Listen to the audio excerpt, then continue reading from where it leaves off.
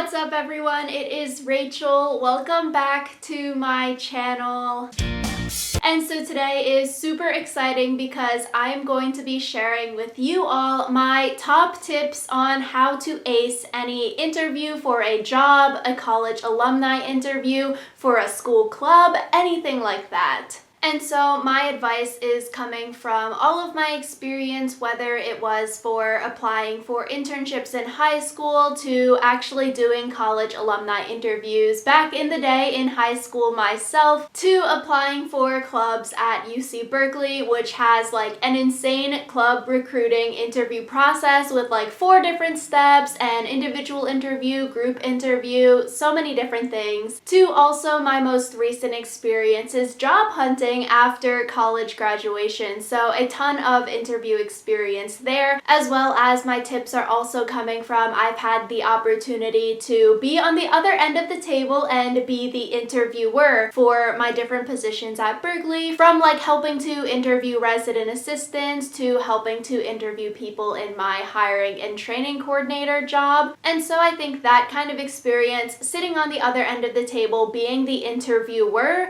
has really helped me hone my skills on how to be a good interviewee. Because I think you just learn a lot more when you're the other person interviewing other people rather than always being the person being interviewed. So I have a bunch of experience interviewing and being interviewed, so I compiled it all into one video here. And so if you're new to my channel, hello, my name is Rachel. I just graduated from UC Berkeley in the class of 2020, where I double majored in cognitive science and legal studies. Right now I am working full-time at a law firm, which is very exciting. And so I really want to film a post-grad Q&A life update, so if any of you have any questions for me, definitely leave a comment down below and I will answer it in an upcoming video. And finally, if any of you watching this are applying to colleges this year, you should definitely check out Study Hall College Consulting. It's a team of myself and other UC Berkeley students where we specialize in reviewing college application essays as well as consulting one-on-one with students who might want extra help, advice, tips and tricks, stuff like that. So definitely check out our website if you're interested in learning more. And so without further ado, let's get on into my top interview tips. So this first thing that I'm going to be talking about is basic interview etiquette. So this is probably everything that your teachers have told you, your parents have told you, your friends have told you, and so I just thought that I would remind you about these things here before we jump into the more specialized content. So obviously you want to arrive on time to your interview, but also preferably early. So some things right now are doing in-person interviews, so if you need to factor in driving time, maybe you might get lost arriving at your destination, going in, talking to like a receptionist or something, that all adds in time. So you definitely want to leave your home early enough to make it to the interview on time, but preferably like 5 to 10 to 15 minutes early. And also with a lot of interviews happening online right now, the same rule applies. You might want to log into the Zoom link or make sure that the link that they sent you to log into the interview actually works. Make sure your microphone works, your camera works, all of that jazz. And so you do want to be prepared and ready early, even if the interview is happening online. The second thing is to dress nicely. For in-person interviews, you know you have to have the top and the bottoms and the shoes that are all nice, but now with online interviews, you can pretty much just dress waist up. For all of my job interviews recently, I would just wear like a nice blouse, maybe a blazer, and then have a nice clean background with my bookshelves and stuff like that. And then also going off of that, for online interviews, if possible, you might want to ask your family, your roommates, your apartment mates, all of the random people in your interview space to maybe be quiet for the hour that your interview is happening. Let them know that like, hey,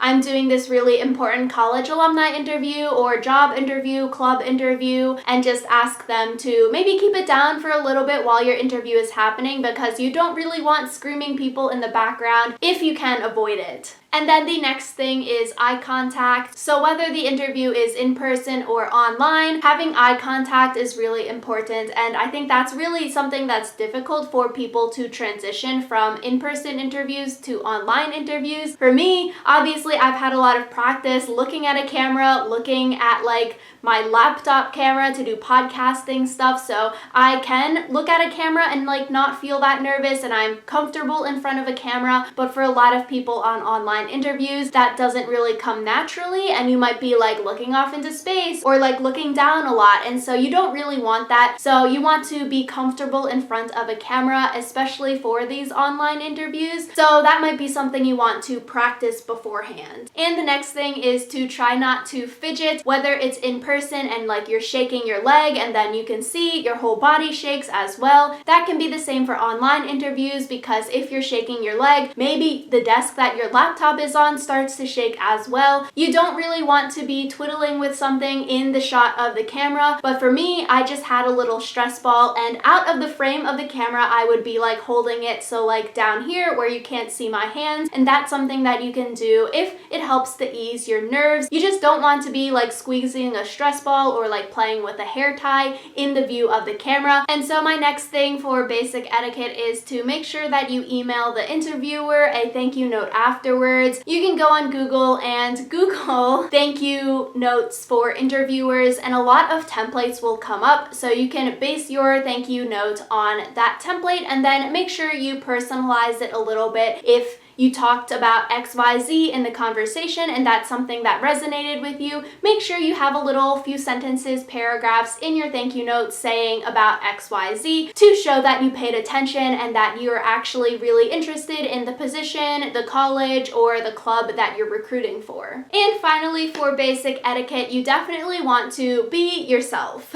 And so obviously you don't want to lie in the interview. That's like never good. You don't want to lie on your resume or anything like that, but you really want to show your genuine self. And so my next big thing is to do your research on the college, on the job you're interviewing for, on the club you're interviewing for. A lot of these things have websites. There's a lot of information online where you can learn about, okay, what is the main mission, values, goals of this company or college that I'm applying for. And you really want to make sure that you know what the company, club, or school is about, because chances are they're going to ask you the basic questions of why do you want to apply to this company, this club, this school, and you need to have an answer for that. So in doing your research, I really like to practice a lot of the questions that are like the basic interview questions. You know they're probably going to come up, and they come up basically on every interview. So I like to think of and write down my answers for those questions. So some things like tell me about yourself or walk me through your resume. For those questions, you really want to have a short elevator pitch answer, and so I've like come up with that and I've memorized it and I can say it, and you really want it to connect to the school, club, job that you're applying for, so you make it personalized for that position you're applying for and don't just make it super general. And so for me, a big mistake that I made was in college applying to a club. They said walk me through your resume, and I was dumb and I literally went like point by point by point down my resume. I was telling them all about every single thing that I've done, and it was on my resume, and they like literally cut me off in the middle and they're like, stop, basically. And I was like, oh man.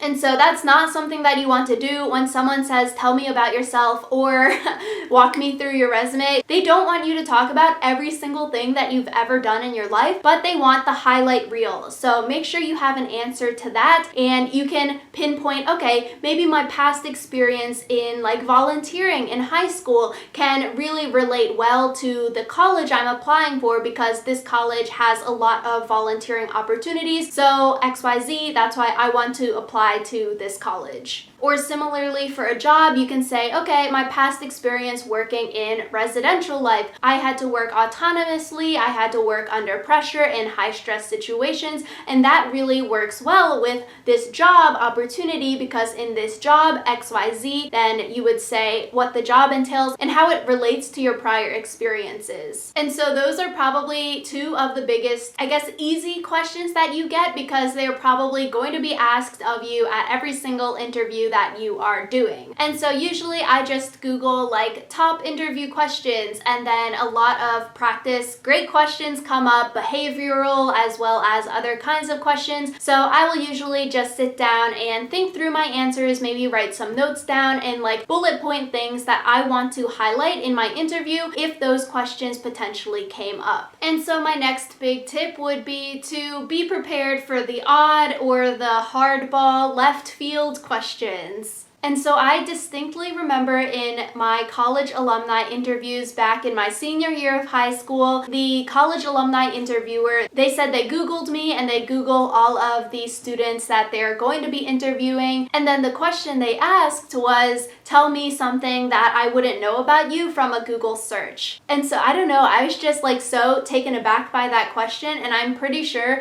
I answered it like really bad and I said something that was definitely Google searchable. Another weird question that they asked, I said that I was going to be interning in a congressman's office that upcoming summer, and then the interviewer basically, I guess, was really into politics and stuff as well, and so they knew a lot about it, and so they were talking all about this congressman and their office and all of their history, which for me, I didn't really know a lot about. So you really want to think like deeper into yourself and those non-standard questions, because they could come up, and so having a good answer for those is definitely very useful. And so my next big tip would be to definitely have questions that you can ask the interviewer at the end of the interview. For me, being an interviewer and interviewing other people, the biggest like red flag or like something bad in their interview is if the person doesn't ask you any questions. It's sort of like, okay, how do you not have any questions? Do you really care enough about this position if you don't have any questions? Like, there's no way that you could have Googled all of this information, and even if you could have learned everything about the company, the school, etc. from the website, just come up with some questions. And so some questions for college interviews or club interviews, you can ask what their school culture or club culture is like. You can ask about their favorite memory from the college, or like their favorite memory from being a part of the club. For job interviews, I really like to ask the question of how can one be successful in this job, and what qualities would a successful person have at this job. That one's really good because then it shows that you care about the position. You can also ask like what the day-to-day life at the job is like. Or you can also ask like what professional development programs there are, or what skills that you would learn from this job. And so definitely just having questions prepared is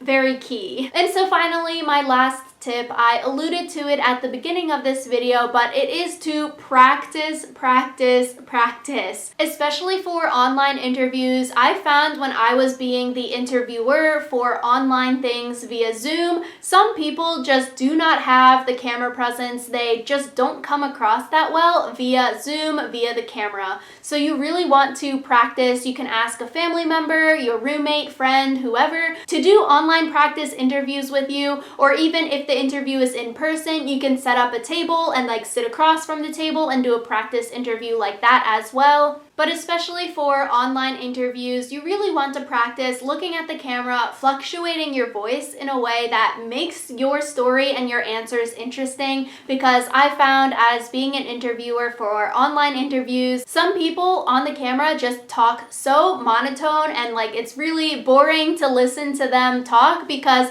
they don't put anything into their voice. They don't have that like passion or gusto behind their voice. And I definitely think that's something that you can practice, and you can learn how to be comfortable and talk with fluctuation in your voice, because in real life these people are probably great. You know, they probably have a lot of passion behind their words, but I think just something changes when you're sitting in front of a camera. You might be miles and miles apart and you're doing this interview that people forget that they need to have something in their voice, otherwise it just sounds very monotone, very boring. And so that's why you need to practice your answers to questions. And with answering questions, especially online, you really want to make sure that you are succinct and to the point. There have been a few interviews that I've been a part of where I was interviewing people and they would just like nonstop ramble for their answers. For me, a rule of thumb that I like to follow is to have like a beginning, middle, and end to my question. And so with questions that ask you about like a time that you worked with a team, or a time that you had a failure, or a time where you succeeded, you want to tell the story very succinct and to the point. So if the question is, tell me about a time where you worked as a part of a team, you want to say that right at the beginning. So I'd be like, okay, a time where I worked as a part of a team would be in my residential life role. I was on a team of 14 people where I was X position. So that's like the beginning. That's the setup. They write down, okay, she was a part of a 14-person team. She was the leader of the team. Then I'd go into the bulk, the middle part, which would be like, here's an event we had to put on as a smaller team. It was 4 people on this team and we had to put on an event for 1,000 students. And then I would talk about that. And then the end, the conclusion, you know, you can say something that you learned as a part of the team, or also like a main takeaway that you learned, something like that to wrap up your whole story. And so for me, I might say something like, as a part of this team, I learned a lot of communication skills, a lot of collaboration skills. And so for me as an interviewer, I found that like keeping it simple like that makes it so much easier for the interviewer to take their notes. While the interviewer is taking notes, they're also listening to you talk. So if you have a really long answer that like goes up and down and up and down and like has no clear, succinct message or purpose or point